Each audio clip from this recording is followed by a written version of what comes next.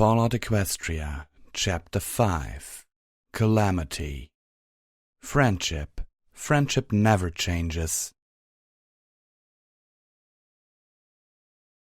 Alive. I was still alive. As consciousness came back to me, I found myself laying on a mattress with blankets tucked about me, feeling warm and rested and more comfortable than I had since before I left the stable 3 days ago. At least I thought it was 3 days. I had no idea how long I had been unconscious. By habit, I lifted up my forehoof to check the date and time on my pip-bug. Doing so unsettled the blanket, which proceeded to slide to the floor. "Oh, look who's awake!" The pretty voice of a mare awfully close to me shocked me into full alertness. Looking up and about, I found myself surrounded by several ponies, only one of which I recognized. And that was the Pegasus who shot me up in the first place. I wondered if I was his prisoner. The voice had come from an equally pretty white earth pony, whose cotton candy pink mane matched the pink and yellow striped nurse's dress she was wearing. Scanning what I could see off the walls through the small crowd of ponies, I saw a line of 3 medical boxes, all the little pink butterflies perfectly in a row, and a faded pre-war poster apparently advertising jobs in health care services. "You don't need to be a Steel Ranger to be a hero. Join the Ministry of Peace today," announced the mayor on the poster, barely more than a filly, who wore the exact same dress that I saw brought to life before me. Between the decor and the lack of ropes or chains, I concluded this was a clinic, and I was not a captive. Besides, I was actually feeling quite good. Tired, almost like I needed a good nap, except I wasn't sleepy, just tired and kinda warm. I sat up and the room spun. "Take it easy there, partner." The Pegasus, whose name I recalled was Calamity, although I was a bit fuzzy on how I had learned that, said, stepping towards me. I scooted back on the mattress. Oh sure, he looked polite and gentle now with all these ponies around, but I'd seen him when he was all murder from above, guns blazing death Pegasus. "Candy?" One of the other ponies, a grey-coated earth pony with black mane and tail, asked as he looked to my nurse. Although to me it sounded like he was calling her Candy, and I felt an oddly cheerful urge to agree. "Oh, she'll be perfectly fine. I mixed up the last healing potion she needed and gave it to her less than an hour ago." "Mixed?" The grey earth pony raised an eyebrow dubiously. Candy smiled. "Why, with apple schnapps, of course. I find the medicine always goes down better that way." I couldn't understand why the grey pony face-huffed. I felt perfectly fine now, better than fine, and pleasantly warm. The grey stallion started shooing all my guests away.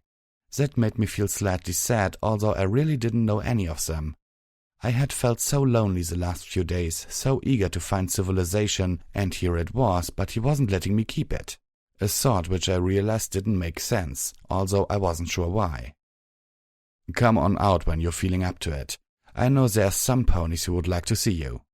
The grey stallion smiled at me, then looked at the rust-colored straggler. "You too, Calamity. Out you go." Calamity took one look back at me before scooting out. Candy pranced up to me, whispering dreamily, "Such a handsome stallion, isn't he?" "Who?" "Why, Calamity, of course," she giggled. I was at a loss for words. No, I wasn't. "He shot me." She waved that off with a hoof wiggle. "I'm sure it was just a misunderstanding." It was, I recalled, but why was I having this conversation? If anything, I wanted to talk about how pretty Candy was. Candy. Not to talk about Calamity. Least of all, whether or not he was handsome. None of which seemed to find a suitable way to be spoken aloud. Sulkingly, I fell back on reiterating, "He shot me," then added, "a lot." More rested and with a much clearer head, I was eager to meet the ponies of New Appaloosa. By my pip-bug, I'd been out for it for nearly 2 days. I gazed over the railing at the walled village. Multiple lines of what I had realized were railroad tracks converged into a town made up largely of dozens upon dozens of virtually identical homes built from old passenger cars, many of them stacked 2 or 3 high. Most still had their wheels. Heavy metal boxcars formed a ring around the town with a massive gate on either side. Armed pony guards walked around the tops of the boxcars, keeping their eyes on the wastes outside. Inside, scores of earth ponies and unicorn ponies trotted about their daily lives. The place was dirty, rusty, and altogether wonderful. "How did you get them stacked like that?" I asked, looking up at the stacked train cars, the tallest group being 4 high. Railing and catwalks spanned out from it, connecting to other towers. On the highest roof, brilliantly glowing letters announced Turnpike Tavern. Railride, the grey and black stallion who turned out to be the sheriff/major/general altogether of the town, deadpanned. "Had one of the unicorn ponies do it." I turned with a gasp, staring at him. I'd never heard of a pony levitating anything that big or heavy before. Railride held that serious expression just a moment longer before chortling. "I'm just playing with ya." My astonishment faded to a sheepish grin as he smiled and pointed towards the sky behind us. "That's what the crane is for." Looking back up, I could see the huge orange tower of metal jutting above the town, a massive hook dangling from its long arm. "Also," he continued, "if you're looking for a heavy lifter, you can't do better than Crane. You should talk to him." "Talk to Crane?" I said slowly, trying to gauge if this was another joke. But it wasn't. Crane, he told me, was the name of a unicorn pony who worked in the train yard. "Won't find a stronger telekinetics this side of the Cantaloupe ruins." With that, Railride offered to give me the grand tour. New Appaloosa's general supplies store was called absolutely everything. It was the 4th stop on the tour. Railride smiled knowingly as he coaxed me towards the odd-looking building. 3 train cars, each a different type, had been fused together to create the store. One of them was a barrel-shaped car of black metal dominated by a smokestack. This was one of the sources of smoke I had seen from a distance. Pausing in front of the door, I read the signs beneath the playful block letters of the store name. "Yes, I do deliveries. No hoofs, nasty stingers. No service. Ask me about special orders. I won't answer, but I'll get right on it. Wasteland Survival Guide, available now. First copy for every family is free." I pushed the door open and stepped inside, and stopped with a gasp as I saw the zombie pony from the radar library. I could tell she was the same one by the way one of her eyes rolled up. The fact that she recognized me with an immediate bright smile and dashed over to give me an uncomfortably squishy hug were admittingly also clues. She backtrotted and waved a forepaw about in what was a surprisingly effective combination of welcome and showing off of the store. Something I hated to admit I was thankful for. The stench of her as she hugged me forced me to hold my breath. I had been sure gagging would have been impolite. Hello again," I said, feeling a little awkward. Last time this Pegasus zombie pony saw me, I was trotting off to put a bullet in a raider's brain pan. "Howdy," said a familiar voice from off to my left. I'd been so focused on the zombie pony that I totally missed that there were other people in the store. Turning, I found Calamity looking back at me with a bashful smile. "Look for your scamper, just want to say how sorry I am." I didn't scamper, although I did take a cautious step back. "I've been getting the story from Ditzy-Do here, see?" Ditzy-Do? I turned to the Pegasus zombie. "You wrote the Wasteland Survival Guide?" Both Ditzy-Do's eyes managed to focus on me and she absolutely beamed with joy, nodding fervently. "Yes, I do deliveries." Suddenly I had a very good idea how that book ended up in the Ponyville library, which in turn fortified my suspicion about Watcher.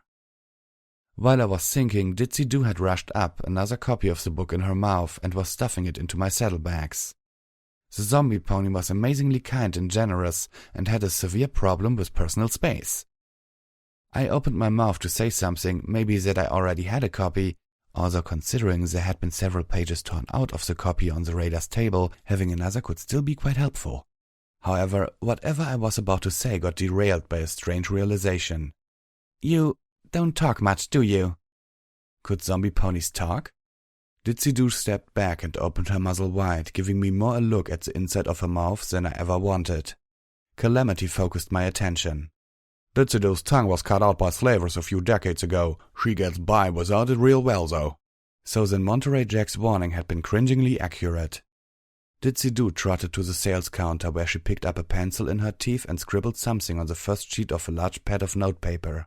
She dropped the pencil and held up the notepad, her eye going weird again. Looking strictly at the paper so my gaze didn't rudely follow her eye, I read aloud. Because I couldn't talk, I took up writing. If it hadn't been for that, I would never have gotten so good at it. I looked up at her with a blink.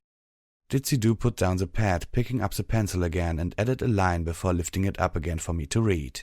Now, how about we get you some better armor? Bottle caps? That's what ponies use for money out here? As absurd as it was, and it was ludicrous, I should have seen that coming. No wonder raiders were hoarding the things. No wonder there were empty bottles littered everywhere, but not a bottle cap to be found. Except, of course, for the one I tossed casually away somewhere outside Ironshot Firearms. My stable utility barding was back at absolutely everything. Ditsy-Do didn't have any armor in my size, but swore she could modify my barding so it was better than the best armor any raider could scrounge together. She offered to do it for free, but I insisted on paying for her work. And that's when I discovered the absolutely cockeyed, no offense to Ditsy, barter system used throughout the equestrian wasteland. Bottle caps, seriously. Fortunately, pre-war money was still worth something, if only in bulk. If for no other reason than that they could get sodas out of the few machines that hadn't simply been ripped open and raided already. Ditsy-Do took all but a few of my coins. I had no idea if what I had given her was a fair price, but I suspect I was getting a generous discount. She also insisted on giving me a sheet of paper detailing an entirely different use for bottle caps. A way to turn them into homemade mines. Apparently, it was going to be an insert for the Wasteland Survival Guide's chapter on mines that some pony discouraged her, probably wisely, from including. When I had left absolutely everything, Railride commented, "Ditsy-Do's our resident Pegasus, as well as our resident Ghoul." Right, because Ghoul Pony sounds so much better than Zombie Pony. "Also," he had continued, poking a hoof towards Calamity, "I keep telling this one he's always welcome to settle down here in my town. He's been keeping the caravan safe for going on for years now." Now, as I was on my way to meet Crane, with Calamity trotting along beside me, I finally ventured conversation with the rust-colored stallion. "So you don't live here?" "Nope, got my own place about half an hour flight distant." I thought over what I knew of Pegasus ponies. "A place in the clouds?" I could swear Calamity's eyes widened just a bit. "Oh no, just a shack. Something some ponies threw together a few generations ago, only to get eaten by the wild animals in these here parts." I'd already encountered some of the wild animals in these parts. As we walked down the catwalk, my gaze fell to the strange weapons that Calamity wore, my eyes following the gun's barrels to the odd metal protrusion that stuck out in front of him. A control mechanism, I suspected. I opened my mouth to ask him about it, only to find myself looking at air. I stopped and looked back. He had halted abruptly to let by a mare in a straw sun hat and her colt. The mare was apparently having trouble keeping the colt from dashing off at the top speed. She looked like she wanted a leash. "But Ma, I want to go see Derpy." Calamity leaned close and whispered, "That's what some folks call Ditsy-Do, cause of the eye." Yeah, because that's what they'd focus on. The bullies back in Stable 2 would totally have ignored the whole putrefying flesh thing for that. "She doesn't seem to mind. I actually think she finds it endearing." I did not point out that Ditsy-Do didn't seem to mind having her tongue cut out either. Didn't make it right. "Trolley, you get back here!" the mother called out as the colt started to trot a little too fast. "And you stay away from that store. I don't want you bothering that thing." Thing? Okay, I'll admit I'd thought of her as an it a few times, but that was back when I thought she was dead. I stopped. "Excuse me, miss. I'm new here. Is there something wrong about the Ghoul ponies?" The mare looked abashed, staring more at Calamity than me. I didn't need to look. I could feel his scowl. "Well, nothing against Ghoul old Derpy. I mean, Miss Ditsy-Do. But, well, you know—" "Know what?" I persisted, trying not to hint at the shame I was feeling for having balked at her smell for the grossly squishy way her hug felt. "Well," the mare looked about furtively, then lowered her head, whispering, "You know they're all like ticking bombs, right? I mean, you can't see what being a ghoul is doing to their outsides. Imagine what it's doing to their brains. They all go mad sooner or later. Dear Ditsy, she's lasted good long time, and she's only a little crazy for it. But someday, I just don't want my bot to hurry that along none, or be there when she finally does turn on us all. With that, the mare drew herself up, pulled Trolley close, and hurried off. Away, notably from absolutely everything. I stood there a long time, stunned. Finally, I asked Calamity, "Is that true?" Calamity sighed deeply, which was not a good sign. Oh, yep, for most of them anyway. You get into the wrong places, you'll find yourself hunted by whole packs of cannibal ghoul ponies gone zombie. But, and I mean this, that's most of them, and even they're good pony folk, if a little smelly and strange looking until that day. Some, like Ditsy do, break odds and never lose their noodle. I understood the spirit of his words, but the news didn't make me scared of the hairless Pegasus rider. It made me ache for her. Crane was a yellow unicorn pony with an orange and beige striped mane and tail. He wore a bright orange construction hat with a hole in it for his horn. When we found him, he was loading barrels onto the flatbed of a train car. This one actually still on the tracks that ran through the town and connected to several others. Howdy, pleased to meet the little mare with a pip-bug who saved Sweet Apple and Ditsy-Do, not to mention Desert Rose, Barrel Cactus and Turquoise. He stopped to shake my hoof vigorously. "Pleased to meet you too," I smiled, feeling a touch wobbly after the hoof shake. "Railride told me you're the pony to talk to if I wanted to see some heavy lifting." Crane smiled and casually lifted 3 barrels at once, putting them in their places on the flatbed. "Reckon I am." Then, to my shock, he asked, "What kind of spells ya got?" "Spells?" I replied hesitantly. "You know," he continued talking while 3 more barrels levitated by, glowing with the same light as shone from his horn. "Unicorn ponies usually have a small collection of spells, usually related to whatever she or he is destined to be good at. Except for the ponies who are destined to be good at spells, of course, 'cause then they'd get a whole heap of them. Me, for instance. I can make all manners of repairs to rails and trains just by focusing at them." Crap. Kicking a hoof at the ground, I sighed deeply. "Nope, just telekinesis, no spells." I knew it was pathetic. Levitation was basic filly stuff. By the time I got my cutie mark, every other unicorn in the stable had a nice collection of spells. Thank you, Crane, for reminding me that I was probably the most unmagical unicorn ever. Crane's eyes widened in surprise, and he quickly changed the subject. "Now I've got a lot of work to do, but I'll tell you what, if y'all do me a small favor, I'll return it by teaching you everything I know about heavy lifting." Sounded great to me. "What's a favor?" "Fetch him a soda, maybe some lunch, help tie down the barrels on the flatbed?" "We've been having a small bit of trouble with the things that have been crawling up out of the old stable west of here. From what I hear, y'all are mighty brave and no slouch with slinging a firearm. Just get down to the stable and close the door. I reckon we can clear out the vermins up here if some pony locks off their breeding grounds." "Okay, not a soda run." "So why are you with me again?" The sky had darkened prematurely. I would soon have to turn on the lamp spell of my pip-bug. "I figured I owe you one," Calamity said earnestly as he followed beside me. "Maybe a whole mess of ones, considering all you did for the good ponies of Nuapalooza." With a sigh, I tried to console him. "You couldn't have known. I was wearing blood-caked raider armor, and carrying an arsenal that would make the average raider radioactive in envy." "Caked in raider blood? Armor you only had 'cause you needed protection while saving the lives of 5 good towns-ponies." "Only 4, really. Ditsy-Do saved Sweet Apple." "And you saved Ditsy-Do so she could save Sweet Apple. In my books, that makes 5. He took a deep breath. "Besides, I can't consent to you going down there alone. I've heard dark stories about those stables. Bad things happen down in too many of them." "I came from a stable. Hell, every pony came from some pony who came from a stable, right? I can see why an empty one would make an inviting nesting ground, but it's not like the stables are cursed or sinister." Calamity mulled that over. "I suppose you're right about that. All except the few like Ditsy-Do who somehow survived the apocalypse on the surface, or are descendants from folk who did." I halted my trot so abruptly I nearly fell over. My surviving canteen refilled, swung out and back, smacking me in the chest. "Ditsy-Do survived the war? She's that old?" "Oh, yep. Ghoul ponies don't age like normal pony folk do." The idea of a pony who had actually been around way back then, who knew what actually happened, blew my mind away.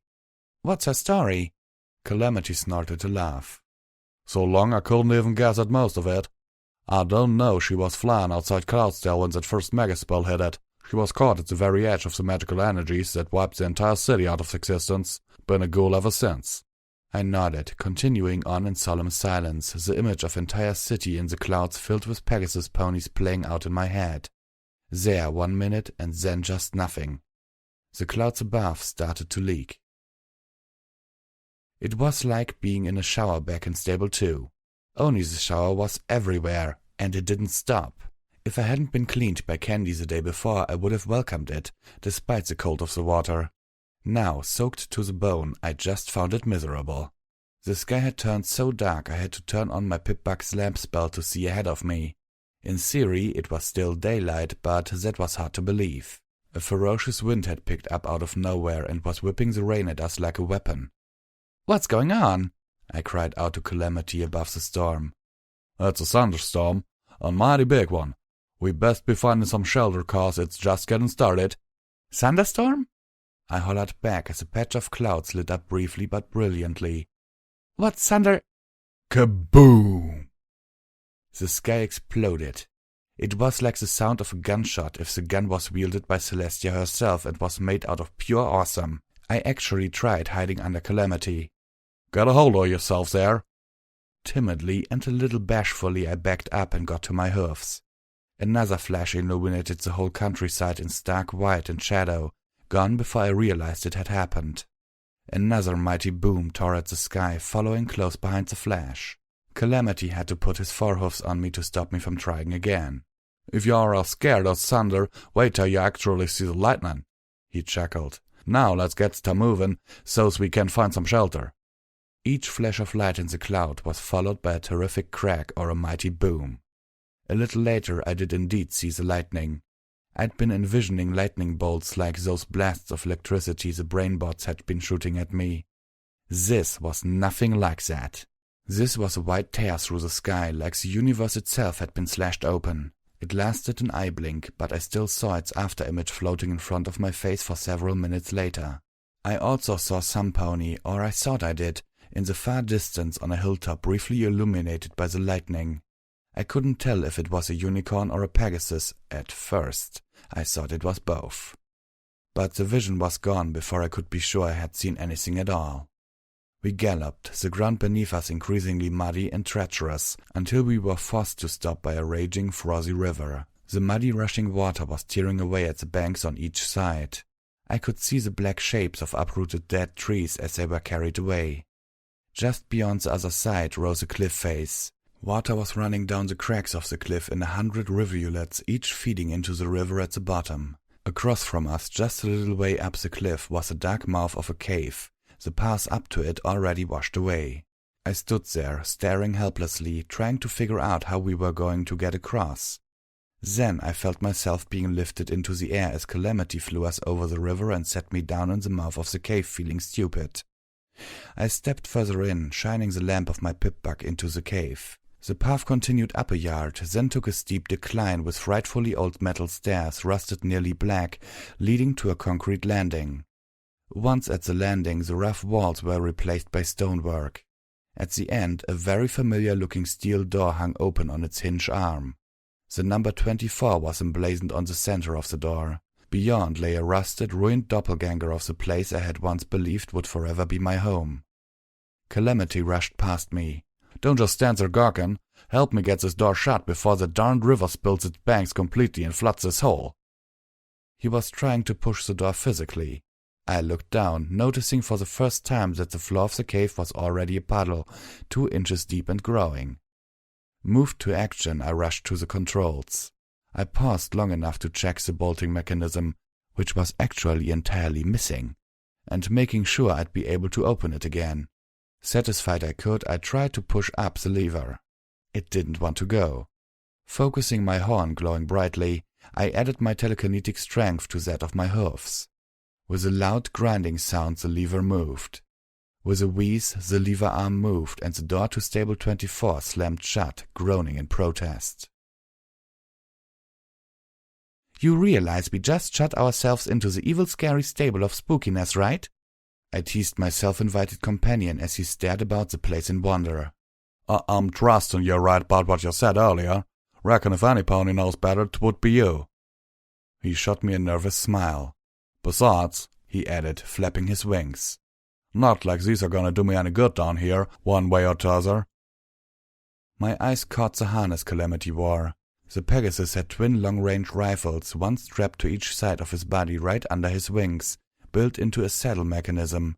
Thin metal reins reached out in front of him, ending in a bit that hovered a few inches below his mouth. By biting on it, the sibling barrels would fire at once. The saddle was designed to reload on command, possibly triggered by pulling on the bit, or biting differently. I couldn't tell. Hey, Calamity, I've been meaning to ask you, what is that? I pointed the hoof at the contraption. What? He turned, looking around, spinning in place. I couldn't suppress a laugh. He stopped looking at me, then back behind him again once more before... What, you mean my battle saddle? I nodded. Fine piece of work, ain't it?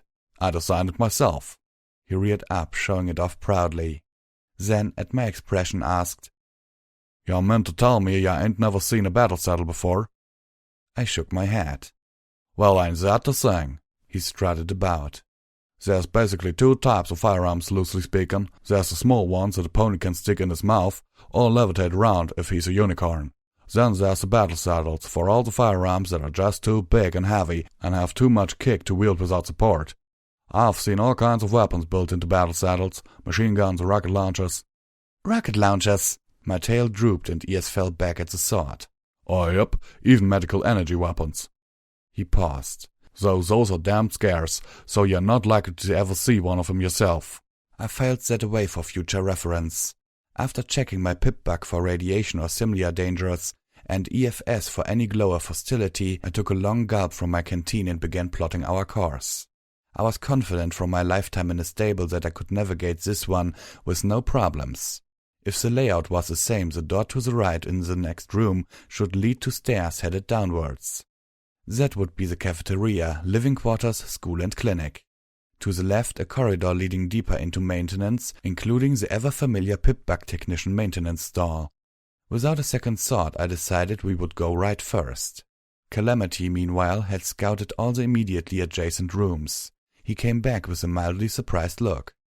They got the box dynamite in the storage room over yonder. Okay, that was a bit surprising. I felt my ears stick up. You weren't going to find that in Stable 2. What was in it? Dynamite, I reckon, Calamity said, mock scholarly. In truth, I don't know for sure. It was locked. And I wasn't about to try go shaking it like a birthday present, trying to figure it out. On the chance it might be full of, dynamite. I followed the rust-colored Pegasus back to the storage room to check it out.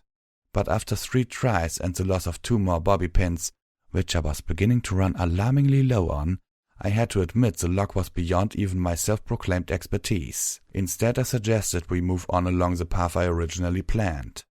The door to the living quarters slid open with a reassuring hiss. The lights gave off a familiar whine, those that still worked. Already Stable 24 was making me horribly homesick. Worse, the dull ache in my heart mixed with disconcerting sense of wrongness. Seeing this place in rust and ruins was unpleasant in a way that I couldn't describe. It was like walking through my own personalized version of the post-apocalypse.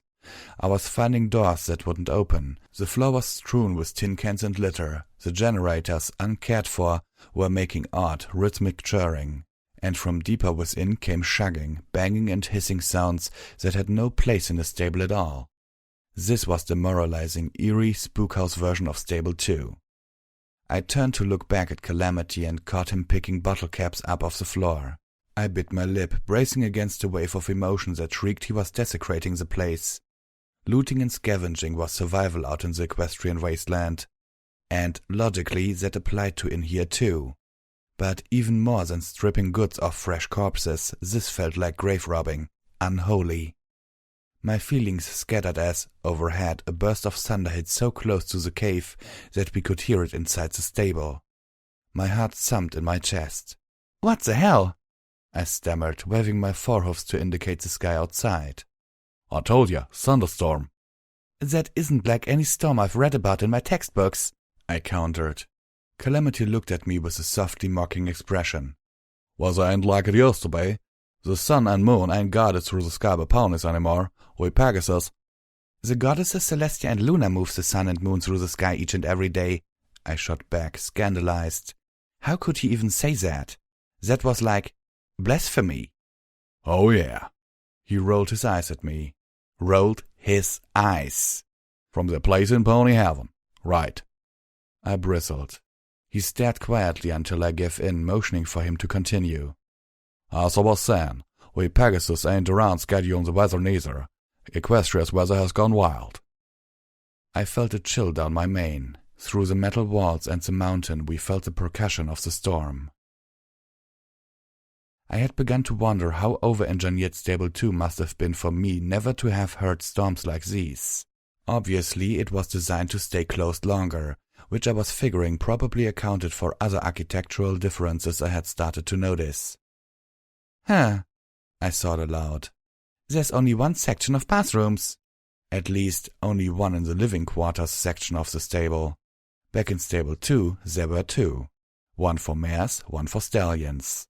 The floor outside was wet, and I could hear a raw gurgling, splashing sound from behind the bathroom door. Also, unlike Stable 2, Stable 24 was connected to the aquifer, its water supply merely purified with antitoxin and anti-radiation spells. With the downpour outside, every sink and toilet was backing up. The same went for the water fountains. The one between the school and the living quarters was spraying brown water. The horrible noises were coming from the pipes and plumbing rather than unnatural monsters. I stopped dead as a red spot flashed up on the compass of my EFS. Somewhere just ahead of us was surely one of the creatures Crane had talked about. Not, I realized, that either of us had bothered to get a description. So, any idea exactly what sorts of vermins we're supposed to be looking for down here? I whispered as both of us crouched down, moving as stealthily as possible. While bathrooms weren't segregated, sleeping areas were. The main floor for stallions and a lower one for mares. That too was different than Stable 2, where the quarters were geared towards families. My EFS felt annoyingly limited, unable to tell me which level the creature was on, just that it was almost dead ahead now. I levitated out little Macintosh, ready as I could be. Actually, no, Calamity whispered back. And as I recall, we aren't supposed to be looking for him. We're supposed to just close the door. As I recall, I retorted, maybe a slight bit less quietly than I should have. I'm supposed to be closing the door. You aren't supposed to be anywhere. I couldn't deny that he had a point. In fact, if trapped inside a creature's lair, poking around was probably the dumbest thing a pony could possibly do. On the other hoof, this was another stable. My curiosity and sense of connection wouldn't allow me to leave it unexplored. And if I was trapped in here for a few hours, well, no time like the present. Calamity shook his head, but followed all the same. We moved a few steps closer, and the red spot winked out. I turned quickly, trying to see if it had somehow gotten behind us, but there was nothing. Either the creature had evaporated, or we were right on top of it, one floor up. We crouched there, keeping still and quiet. After a moment, the red spot appeared again, once more right in front of us. And a few seconds later, it vanished once more, this time apparently for good. Aside from age and deterioration, the school in Stable 24 looked exactly like the one back home. Students' tables, all in nice little rows. A sharing area with toys, the teacher's desk with a terminal, pencils, and even a long-rotted apple. The only real difference was a large glass tank which could have once been an aquarium. Even with rusted walls, this felt like home. It should have been comforting. Instead, it was unpleasantly weird. And it was putting me on edge. The constant banging and screaming of the pipes was adding to my discomfort and giving me a mild headache for good measure. Worst of all, we had encountered 3 more ghosts, hostile entities that appeared on my eyes forward sparkle, but nowhere else. A matter not at all helped by the fact that Calamity had no pip-bug of his own, so he couldn't tell what I was reacting to. I was beginning to worry that my eyes forward sparkle or even my pip-bug itself had been damaged or warped by exposure to the equestrian wasteland. Unlikely, I reassured myself, remembering that they were made to withstand much worse than this. What was more likely, and less comforting, was that the creatures down here had magic of their own. You ever heard of a pony named Prince Celeste? What? I trotted over, brow furrowing. Let me see that. I snatched the book from the desk in front of him with a glow of telekinesis. I read a few sentences, then slammed the book shut to look at the cover. It was a children's storybook. The Stallion in the Moon? Calamity chuckled. You know, I think I remember my ma reading me a story like that. Only it was a mare in the moon, if I recollect. That's because it's supposed to be the mare in the moon. Quickly, I began looking through the other books on the desks and school shelves. When I was done, I had reached 2 important feeling observations. 1. Every significant pony in every book had been changed into a stallion. Well, I suspect some of them were stallions to begin with. 2. I continued, undaunted, even though my voice sounded strained even to my own ears. Not one story or textbook has anything but the vaguest references to the history or governance of Equestria. Not that Stable 2's library was stellar in that regard. The most recent information in any of our textbooks was over a generation old. But this here wasn't a lack of material. This was a deliberate alternation of facts and context. In the portion of the stable dedicated to education. It was... You know, you're gonna burst something if you don't calm down a touch. I tossed the book I was holding into the corner with malice. I was about to trot out, indignation wrapped about me like a cloak when I remembered the terminal sitting on the teacher's desk. The screen was giving off a soft glow. I trotted over and prepared to hack into it, only to be slightly disappointed when it offered up its secrets readily. Such as they were. Their entries were mainly filled with notes on attendance and grades. 2 stuck out though. First.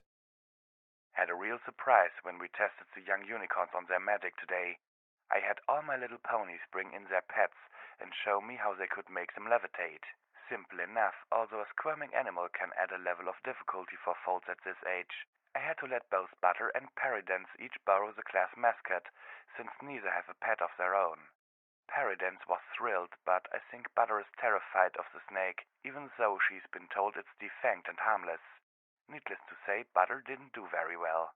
The real surprise was little Quanta, who has been struggling with even minor levitation all year. Now I know these things have never been recorded in girls, but I can't imagine any other explanation. We had a full medical apathy occur right in our classroom. Quanta not only levitated herself, but she let out a flash of energy that affected all of the pets in the room. Most just panicked and had to be recovered, but some, including our mascot, seemed to have vanished completely. And strangest of all, the arcane flash seems to have transformed Carrot Tail's ugly old cat into, well, an even uglier old cat.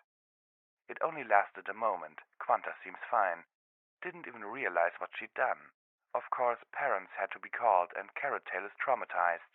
It will be a miracle if I can teach these foals anything for the rest of the week. Meanwhile, I'm going to write up a proposal to have another unicorn stallion watch over these tests from now on, just as a precaution. The second entry that stuck out was 4 days later, and it was the last entry on the terminal. I expect a few parents to keep their colts and fillies home after the excitement at the beginning of the week, but by now they should be letting them back. Instead, attendance is at its lowest yet. Over half my students have skipped their classes today. If things haven't turned around after the weekend, I'm going to have to start calling parents. And if that doesn't work, maybe even the overstallion. I stared at that last entry for a while. Wait, the overstallion? Calamity looked at me curiously. What's wrong? This overmare of this stable was an overstallion. He blinked, and then his eyes narrowed just a little. What's wrong with that? The overmare is supposed to be an overmare. That's what's wrong. It was like explaining to a child, but instead of understanding, his eyes narrowed even more. Are you saying a fella can't do what your gal can do? Taken aback suddenly, I tried to find the best way to explain. No, it's not that at all. I waved my hoofs in negation. It's just the way it's supposed to be. It's tradition. He didn't move. His voice was very even. You're saying that even if there was a fella who was better at leading the stable than any other pony, stallion or mare, and had a cutie mark to show for it and everything, that he wouldn't be allowed on account that he was a buck? I gulped, taking a step back. Damn it, but I was right. Yet there was nothing I could say to explain that I was right without digging myself deeper. So instead I just clamped up and said nothing. Calamity turned and walked out of the classroom. This time I followed. Okay, now I do feel a bit embarrassed. In front of us was another door to maintenance. To our right was a cafeteria, to our left a maintenance storeroom. In the storeroom a glowing terminal, several shelves of supplies, and a poster on the wall of a mighty stallion standing brave and tall, facing danger head-on, ready and able, while 3 mares crouched down at his hind hoofs, frightened but looking up for him for salvation, adoration evident in their eyes. Calamity felt embarrassed. I felt something creeping more towards anger. It wasn't that this turn should have taken us towards the atrium. I could forgive a severe divergence in stable design, although it did irk me. It wasn't the heroic stallion or the simpering mares. There's a desire to be special and to be admired for your accomplishments that the poster played, to which I fully understood. It wasn't even that this was the 5th poster we'd come across and all of them castered to the same gender bias. It was that the stallion in the picture was valiantly holding a wrench in his teeth, and the unspeakable horror that the girl ponies all cringing like frightened bunnies was apparently a leaky sink. Carefully, so as not to stop on another social mine. Do you see why I'm upset? This isn't like give it to the best pony who cares about tradition. This is... Oh, yup, this is manipulation. All of these posters been here since before ponies trotted up into the stable to avoid the apocalypse. He turned and fixed me with a look. It's like saying the job's only fit for either a mare or stallion. I got the point. And that's only true for cooking. I stopped. My ears shot up, and for a moment I bet they could have been steaming. What? What's that supposed to mean? And then I caught his sly look. Oh, I guess I deserved that. Oh, yup. We were quiet a moment. I turned to hack the storeroom terminal and read over the logs of a pony who appeared to be the maintenance supervisor, while Calamity hoof-picked some supplies were scavenging. The clanging and banging of the pipes continued relentlessly. But for a moment I felt a little less stressed. I felt that I had just made it out of the social minefield, singed but intact. So naturally that was the moment everything went to hell. I had just finished the 4th entry and was part way through the final entry when my EFS flared up with not 1 ghost, but 5. Entry 1. I cannot believe my luck. Persimmone is one fine mare. The date last night went incredibly well. She even let me kiss her. And her little filly, Carrot Tail, seems to like me too. Even better, I kinda like her. I don't have to pretend like I thought I would have to just to spend some time with her mother. In fact, we have a second date planned tomorrow night. Oh, and Greyhound finally fixed the lighting on level 2B. That flickering was driving every pony bonkers. Entry 2. Damn it, of all the luck. First, the whole lighting strip on guess which level blows out, plunging the damned atrium into blackness in the middle of rush. Even worse, Persimmone postponed our date. Some unicorn filly did something wonky to Carrot Tail's pet, and Persimone's been with her all day trying to keep the little cunt from drowning in her own tears. I take it back. I hate children. Entry 3. Got called to the Overstallion's office today. Big emergency that required my special talents. Any guesses? He locked himself out again. Again. This is the 3rd time this week. Fortunately, any pony with half a lick of sense could get that thing open. Weakest damn lock I've ever seen. Still, just in case Greyhorn ever has to do it, I've left a handful of bobby pins and a copy of today's locksmith in the maintenance locker room safe. I've even highlighted the most useful bits for him. So as long as he doesn't forget the password, even he shouldn't have a problem. And I made the password his name, so... oh hell, he'll still probably forget it. Meanwhile, my love life's taking a turn for the worse. Persimone's filly is apparently in the clinic. I hear the cat attacked her. They'll probably have to put it down. Entry 4. Where the hell is Greyhorn? Idiot missed this whole damn shift today. Called up to his room, but no answer. God damn it, I've got to do everything around here myself. Oh, I replaced the entire lighting assembly up on level 2B, and guess what? We're still having problems. I swear to God, the ponies who built this whole place must have been cutting corners. Probably cheated stable tech out of fat loads of money. I hope their asses melted when the mega spells hit. Entry 5. Still no Greyhorn. Talked with some others and they haven't seen him either. Suggested I check medical. Would be just like him to find some way to fall and impale himself on his own horn. Damn it, there's that scratching sound again. Something's managed to get into the ventilation system. I've removed several of the covers on this floor. Hopefully whatever it is will fall out and I won't have to send some cold crawling in after it. Did I mention how much I hate children? Double damn it, I just spotted the thing staring down at me. If I didn't know better, I'd say it was Carrot Tail's damn cat. But they caught it and put it down yesterday. Triple damn it, the damn thing just bit me. I swear I'm going to send a cold up there after it with a flamethrower. Looking up, I saw the dark opening where the covering grate should have been, and several pairs of alien eyes gleaming at me. "Calamity, get back! They're in the ventilation!" Calamity backed away at my shout even as the first creature leapt out, landing on the shelving, spilling a bucket of fuses crashing to the floor. It looked only vaguely feline, but with scales rather than fur, oversized fangs and cat-like eyes, save that the slits ran horizontally. Somehow that last part freaked me out the most. I had made the mistake of putting little Macintosh away. When it leapt at me, I didn't have time to draw the gun out or even blink. I reacted instinctually, grabbing the creature telekinetically and hurling it away from me just like with a grenade. Only this time we were in a small room and there was no place for it to go, so just thumped back against the wall, pinning and hissing. A second jumped out, hitting the terminal and fell to the floor. I raised a hind hoof and brought it down as hard as I could on the creature's head. Rearing up, I treated the one I was pinning to a fatal blow from one of my forehoofs. The third jumped right down onto me, claws catching in my mane. I screamed like a little filly. "Get it off! Get it off! Get it off!" I bucked, panicking, sending a hind hoof through the terminal with a crunching of glass and popping explosion. I could feel the hairs around my hoof singeing. I turned towards the doorway and saw Calamity taking aim. Blam! My mind conjured up a flashback of being wounded and dying, shot multiple times by this very same pony who was swooping down the tracks, aiming at me again. Without thinking, I threw myself to the floor, trying to dodge the shot. A second after Calamity had already fired, ripping the cat snake's thing apart and leaving me unscathed. I got wobbly up to my hoofs. I tried to smile, although I could feel it was more like a grimace. I could read it in his face. He wanted to tell me I should trust him, to tell me to stop being afraid he was going to shoot me. But he wasn't going to.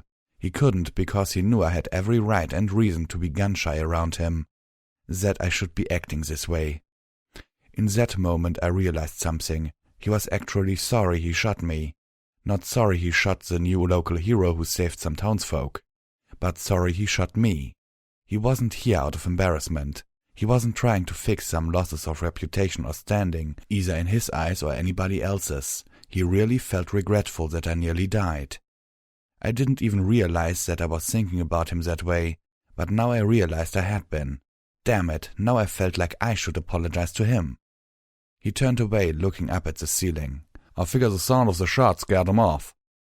"For now," I agreed. I had my revelation, but I couldn't tell him. He'd just deny it, and then there'd be awkwardness. He was a boy after all. Damn it, I scolded myself for having such a thought. Not that it was hard to figure out what had me thinking like that. I glared at the stupid poster. I hate this stable. Little Macintosh whipped around, firing off 3 more SATS-guided shots. 3 more of the evil little cat snake things were blown into oblivion. They were easy to kill, which hardly made up for being so small, fast and agile. And extremely aggressive. Several more tried to jump onto Calamity, finding purchase with their claws.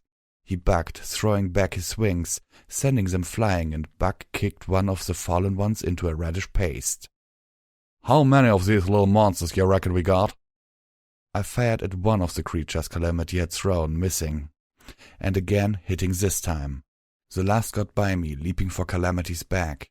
I heard him howl as the creature sunk its teeth into the back of his neck. Don't worry, I've got it. I wrenched the creature away telekinetically, my horn glowing fiercely as it brought little Macintosh up to the mooling thing dripping with Calamity's blood and pulled the trigger. Damn, those things got a bite.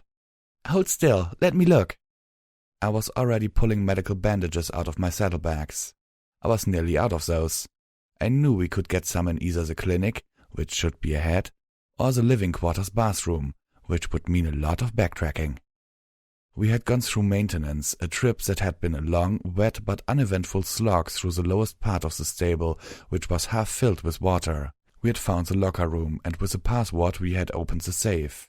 My bobby pin collection was now far more comfortable, and today's locksmith was tucked neatly in my saddlebags. The only creatures we had found in maintenance were dead, drowned. Despite looking like a cross between a serpent and a cat, the little monsters didn't seem able to swim. Thanks the wasteland for small favors when you can get them. We did, however, start finding skeletons. Sporadically at first, and now in groups. The closer we got to the atrium, the heart of the stable, the more deaths we found. I couldn't hold back the images of someone walking through stable 2 and finding the bodies of everyone I had known for all but the last few days of my life dead like this. For a moment it was too much. I had to rest, to clear my head.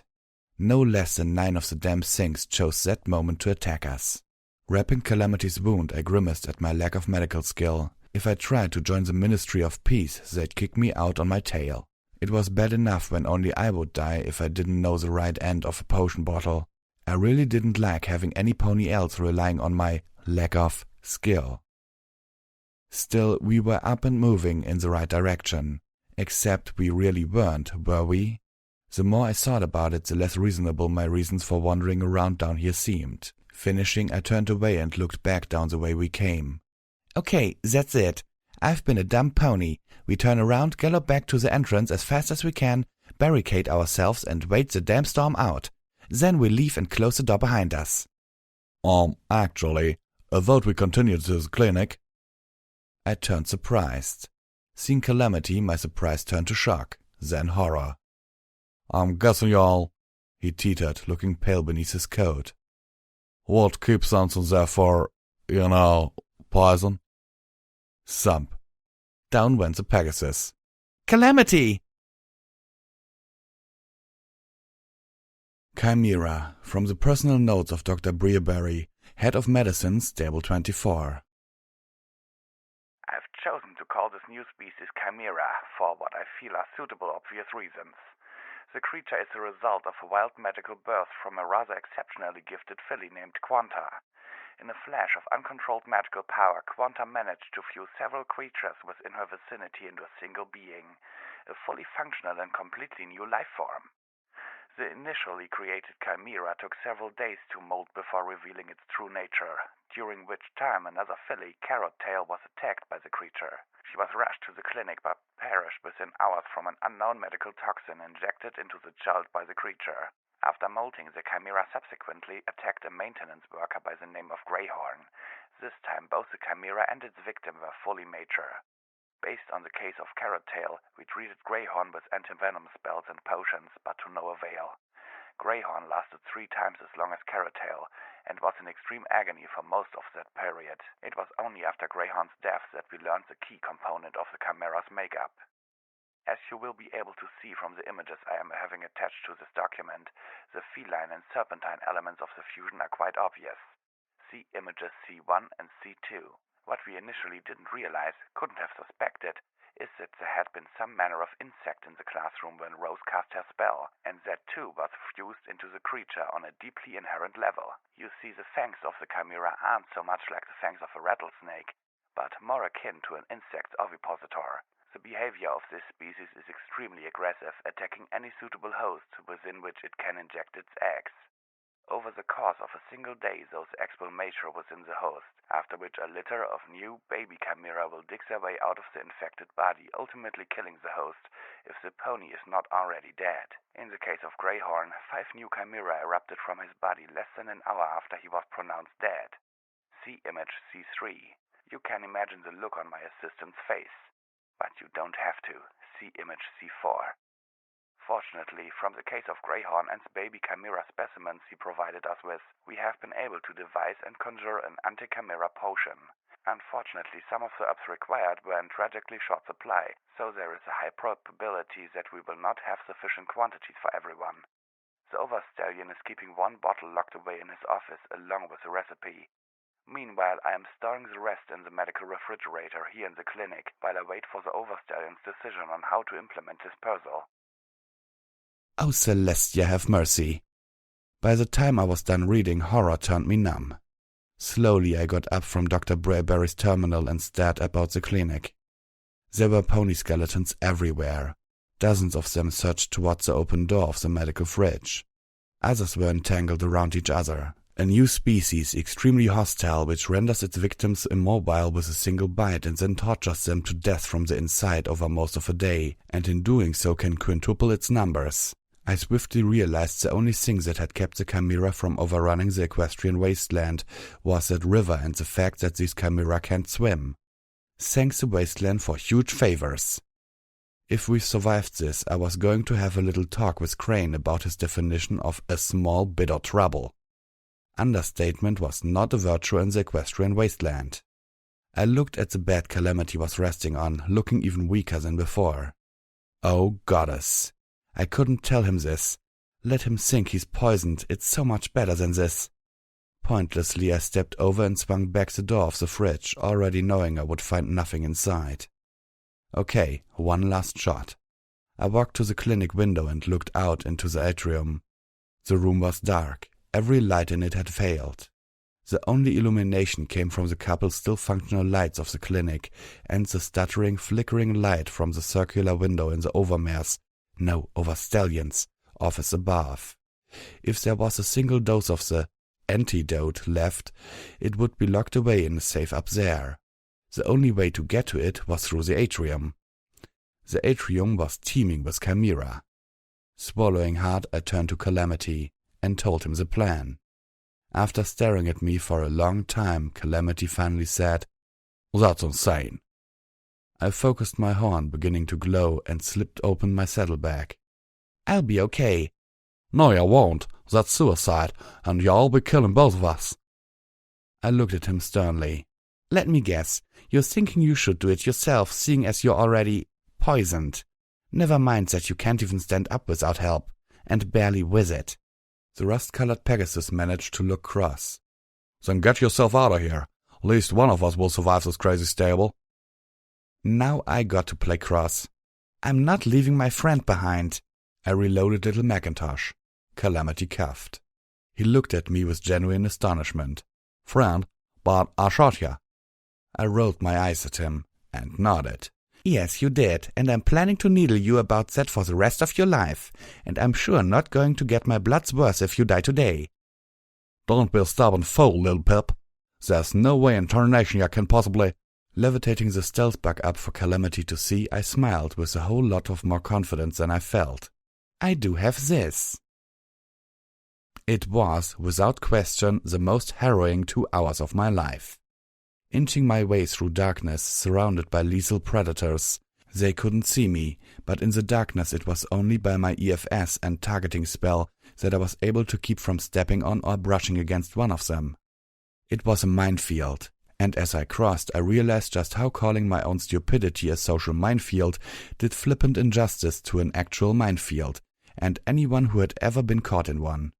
This was a minefield, and all the mines were alive and moving. One wrong move, and it wasn't just I who would die for it. But I did make it, and for once the wasteland was pouring out the favors. The Overstallion's door was as easy to pick as advertised. From the skeleton I guessed the Overstallion locked himself in, and I feared he had consumed the anti-chimera potion. But within his locked safe I found both it and the recipe, as well as an old recording. My guess was that it was his last words. If it had been stable too, and I had been the overmare, watching everyone die because of some medical accident, I suspected I might have done the same. I took all 3 items. I figured I should, considering what I was going to do next. Even after drinking the remedy, Calamity was going to take some time to recover. There was no way to know how long. Lifting both the Pegasus and Little Macintosh, I followed my path back, all too aware that the damn chimera were using the ventilation and that even cleared areas were not to be trusted. I made it all the way back to the storage room near the main door. Sitting down with today's locksmith, I went through, finding all the tips I could in a short amount of time. The highlighting really helped. Outside thunder shook the mountain reassuringly. I looked up and thanked Celestia for the storm. The tips from the book proved useful. With a bit of effort and only one bobby pin, I was able to get the box marked dynamite. Inside there was indeed dynamite. I removed each stick gingerly, then placed a curled-up Calamity into the box, closing it. Should a chimera come for him while I was busy, I didn't want it to be able to get at him. For the next few hours I ran back through the entirety of Stable 24, everything but the atrium. I opened each door that could be opened, and then blocked it with a trash can or a tipped-over filing cabinet or anything else that would keep the door from closing. As for the atrium, after looting the clinic for medical supplies, I left a stick of burning dynamite on the windowsill of the clinic and ran. The rest of the dynamite was to blow the cave opening enough to bring the river pouring in. By the time I was ready to set that off, Calamity had gotten up and wondered why he was packaged as high explosive. His eyes got wider and wider as I explained what I was doing. Damn. Well, that was all.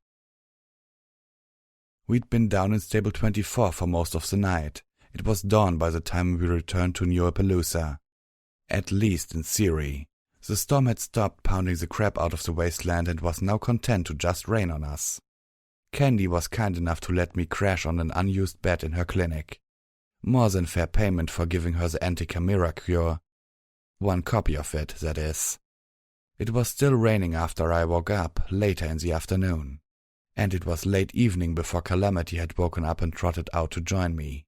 By then I had finally been making some progress under Crane's tutelage. I was panting, sweating heavily, as we stopped for a Sparkle Cola break. "I say we're even," I told Calamity as Crane floated an ice-cold Sparkle Cola over for each of us. I don't understand. "If we'd just stayed put at the door, you would never have been bitten." If we'd stayed at the door, you never would have got the antidote. "If we'd stayed put, you'd never would have needed it." Uh-huh, but some pony else might. Crane said they've been having trouble with this critter, so obviously some of them had been getting out. Crap, I'd forgotten all about that. Still, with luck and with their nest destroyed. It was yesterday, you know.